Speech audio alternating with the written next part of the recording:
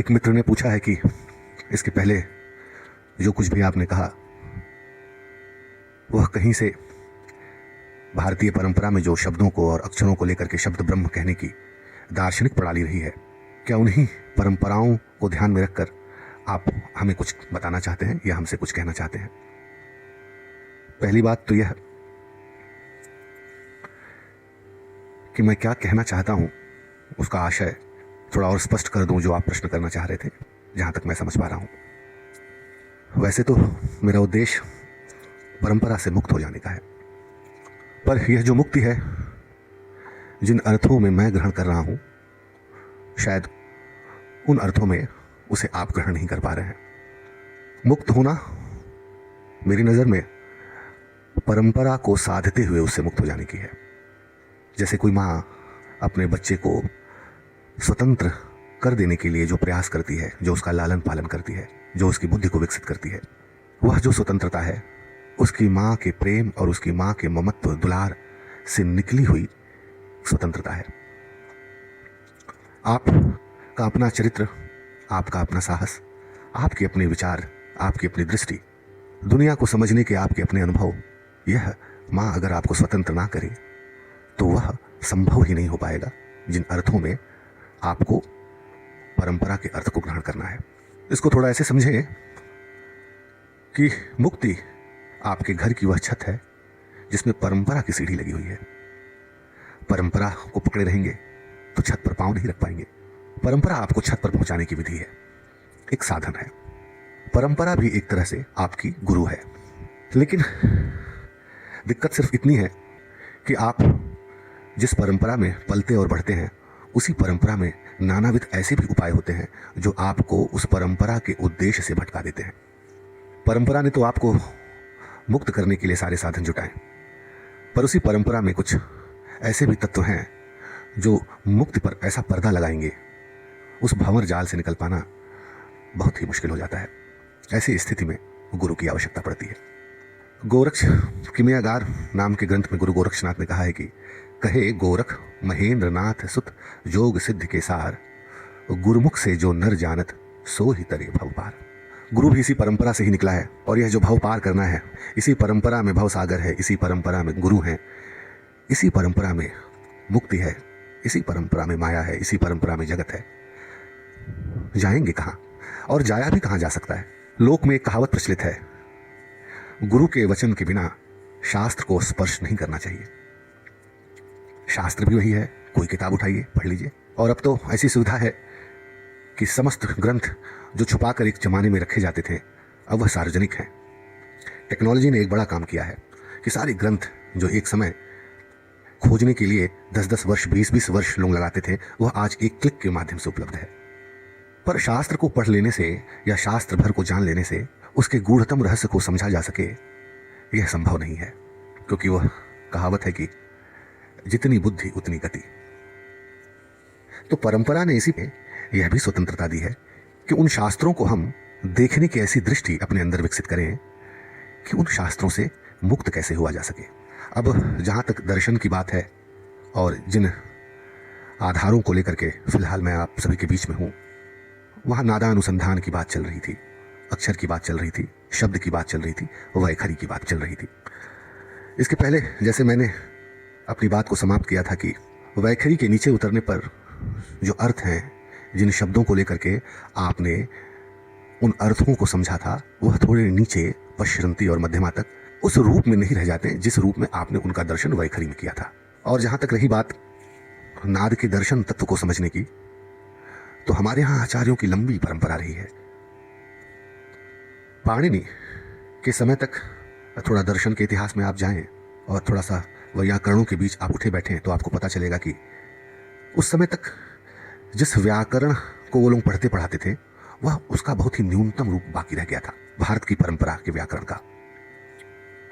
और ऐसा भी कहा जाता है कि व्याकरण की जो मूल पठन पाठन का जो व्यवहार था, वह पाणिनि के काल तक आते आते लुप्त ही हो गया था। आचार्य पाणिनि ने कहा कि शब्दों का ना तो नाश होता है ना वो उत्पन्न होते हैं। शब्द जायते शब्द नश्यति। जायते अर्थात जाना नहीं, वह उत्पन्न नहीं होता है, वह वह प्रकट होता है। उनका आशय है कि प्रकट होता है। और नाश्यति का अर्थ नाश लेने से पाणिनि का आशय यह नहीं रहा है। पाणिनि का आशय रहा है कि शब्दों का अदर्शन होता है। अगर इस दर्शन के इस व्याख्या को थोड़ा गहरे में अगर हम लोग लें और थोड़ा भारतीय परंपरा ने जिस दर्शन और अदर्शन के तत्व को जिस अर्थों में, व्याकरण के अर्थों में और दर्शन के अर्थों में लिया, उसका तात्पर्य इतना भर है कि जो चीज उत्पन्न होती है वह नष्ट हो जाएगी, और अगर कोई चीज नष्ट हो गई तो फिर उसे उत्पन्न नहीं किया जा सकता। तो शब्द अगर ब्रह्म है तो फिर वह उत्पन्न नहीं होंगे। अर्थात शब्द ना तो उत्पन्न होते हैं और ना ही उनका नाश होता है। तो शब्द प्रकट होते हैं, अर्थात हम वह प्रकट रहते ही हैं। हमारे अंदर ऐसी क्षमता जागृत अगर होती है जिसके माध्यम से हम उनका दर्शन कर सके तो उसका प्राकटीकरण आपके समक्ष हो जाता है। और अदर्शन की जो स्थिति पाणिनि कह रहे हैं, वह अदर्शन स्वयं शब्द या अक्षर नहीं करते।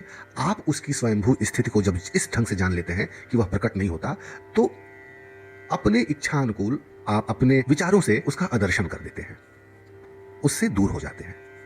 तो ना ही तो वह उत्पन्न होने के लिए लालायित है और ना ही वह अदर्शन अप्रकट होने के लिए लालायित है। दोनों ही स्थितियां आपके साक्षात्कार के अनुरूप हैं। उसमें कोई उसका लाभ शब्द का या अक्षर का नहीं है कि वह प्रकट होना चाहता है या वह अप्रकट होना चाहता है। जैसा कि मैंने आपसे कहा कि भारतीय वैयाकरणों के बीच जो व्याकरण की पठन पाठन की पद्धति थी वह पाणिनि काल तक लुप्त हो गई, और पाणिनि ने फिर उसको अपने ढंग से, परंपरा को समझते हुए अपने ढंग से जिस व्याकरण को आपके सामने प्रस्तुत किया, वह व्याकरण व्यवस्था अब तक चली आ रही है, थोड़े बदले और थोड़े नए अर्थों को लेकर के।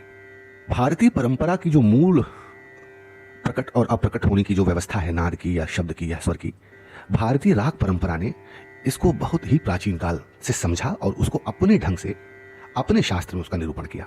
यह शब्द, और यह बड़ी दुविधा की बात है कि जो व्याकरण के लोग रहे हैं वह राग तत्व के बोध से वंचित रहे, और जो राग तत्व को के जानने वाले लोग रहे वो व्याकरण के बोध तत्वों से मुक्त रहे।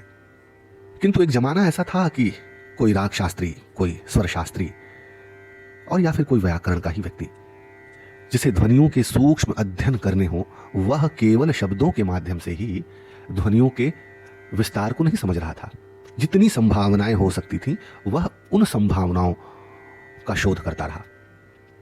और हमारे प्राचीन ऋषियों ने इसीलिए जो स्वर तत्व हैं जिनसे राग तत्व की निर्मित होती है, उसमें व्याकरण के अप्रकट और प्रकट होने की स्थिति को बड़े ही सूक्ष्मता से रागों में पिरोया।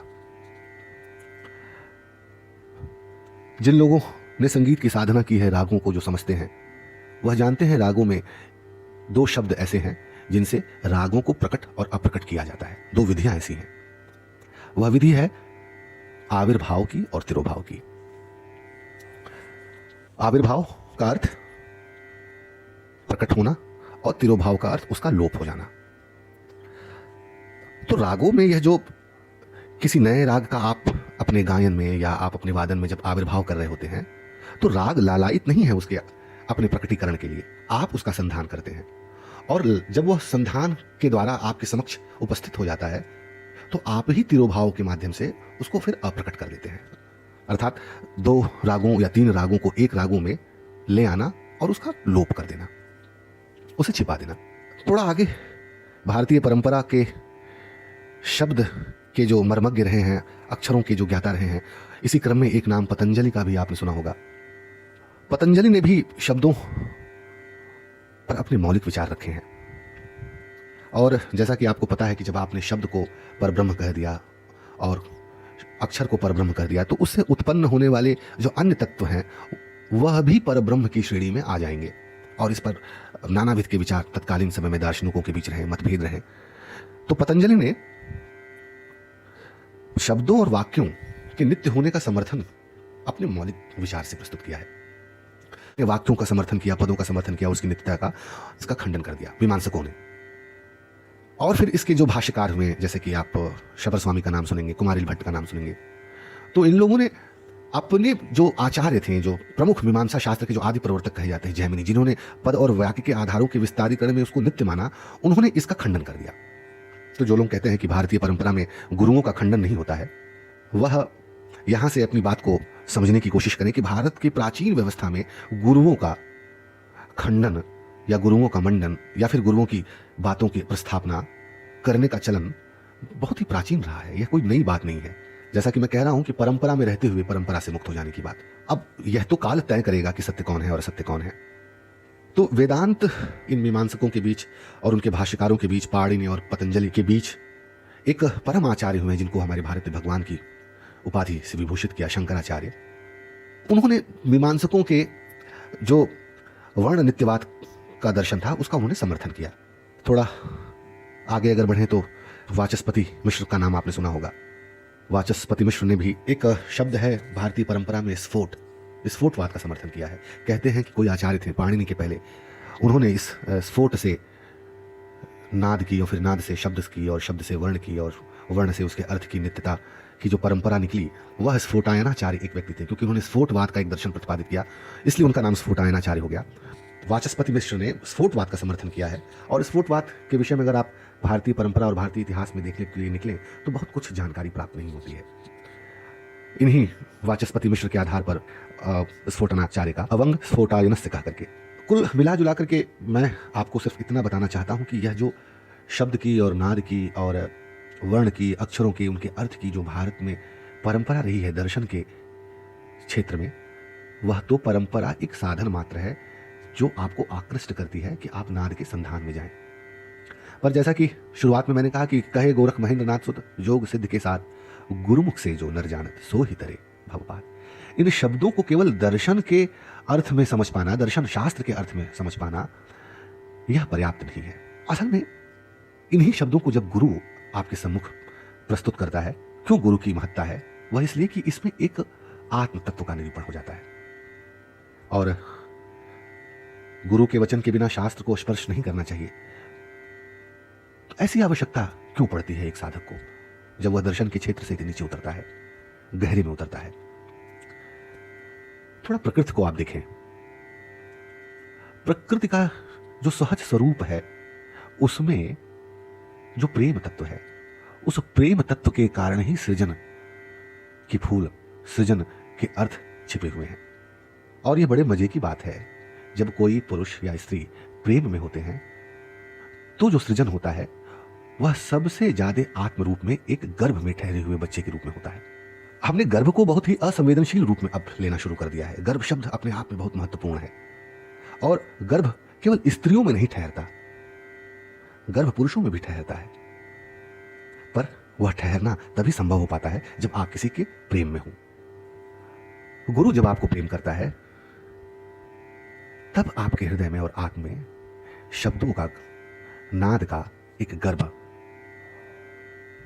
स्थापित हो पाता है। और जब धीरे धीरे आप उस गर्भ के साथ एकाकीकार होते हैं, उस गर्भ के साथ संवाद स्थापित करते हैं, उस गर्भ के साथ अपनी संवेदनशीलता को, अपने आत्म को, अपनी भावना को, अपने मन को, सब कुछ मिला करके उस गर्भ की रक्षा करना शुरू करते हैं, तो वह धीरे धीरे अर्थ के रूप में आपके सामने उपस्थित होता है। फिर वहां जो शब्द हैं वह केवल नाद नहीं रह जाते, वह शब्द अपने पूर्ण आत्म रूप में आ जाते हैं। आपको जानकर हैरानी होगी कि यह जो पूर्ण रूप में आना है गुरु के द्वारा कहे हुए वचन का, वह दरअसल कुछ और नहीं, आकाश तत्व का, वह जो हमारे यहां परंपरा में शब्द को उसका गुण कहा गया है, उसके रूप में पुनः लौट जाने को है।